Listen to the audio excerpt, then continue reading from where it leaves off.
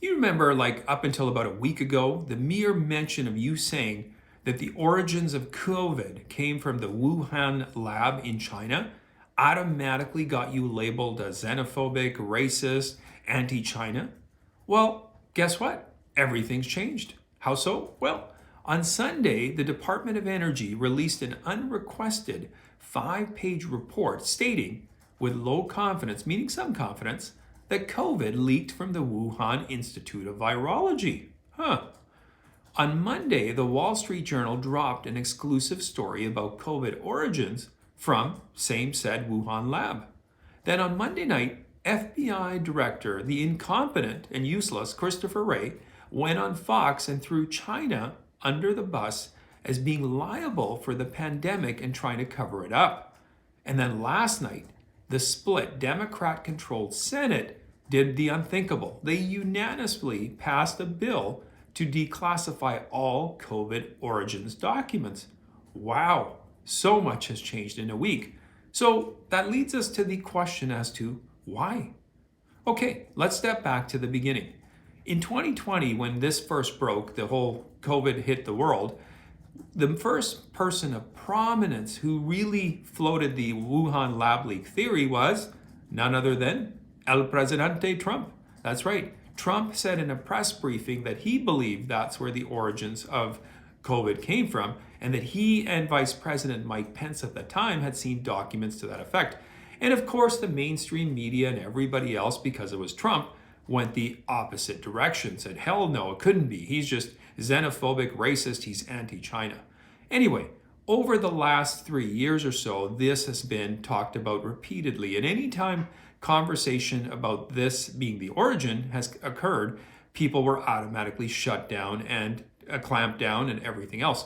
So why the change? Why the sudden shift? Well, part of it could be the fact that the Twitter files that were dropped released a whole bunch of information that showed that government had been containing or trying to withhold information from people. And this was the net result of it, that these things kind of happened. That was the origin.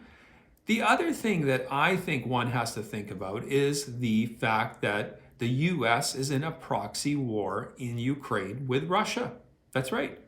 We know that the US has ramped up their involvement in this proxy war because Zelensky has wanted unlimited support. He's seeking everything. And the last thing he mentioned is soon the Americans would be sending their sons and daughters, and they would be, shedding blood on the battlefield if he didn't get the support he was looking for.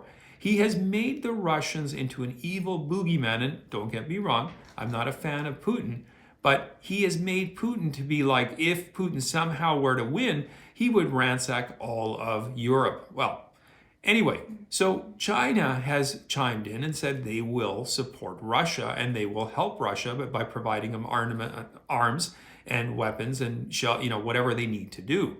So what does the US automatically have to do? Well, now China has to become the boogeyman. They have to be the bad actor in the play.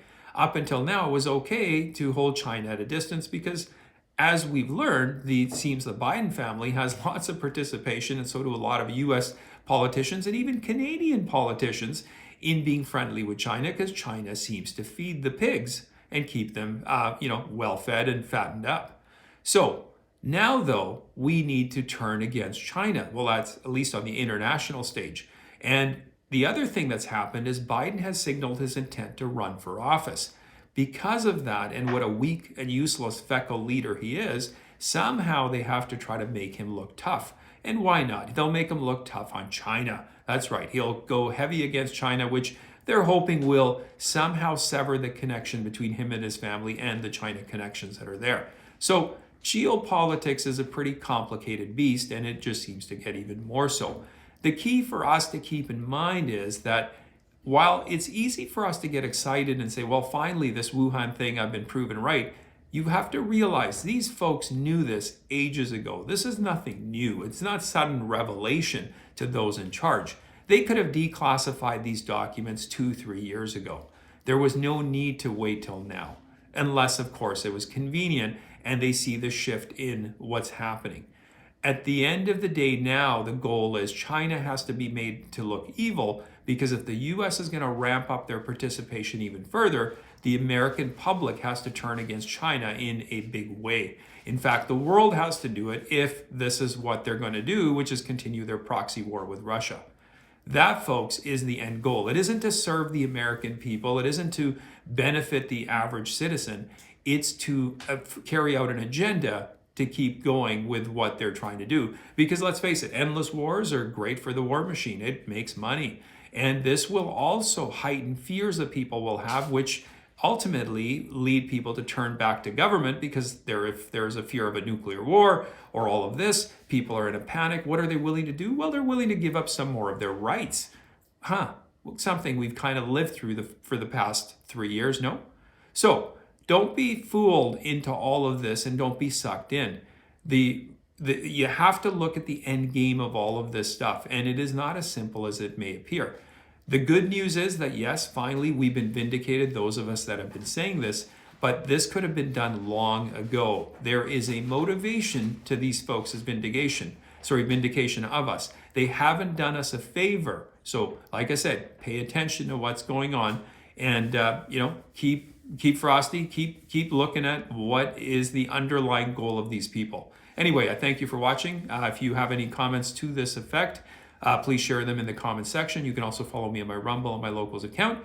And if you haven't subscribed to my channels, please do so. And I will see you next time.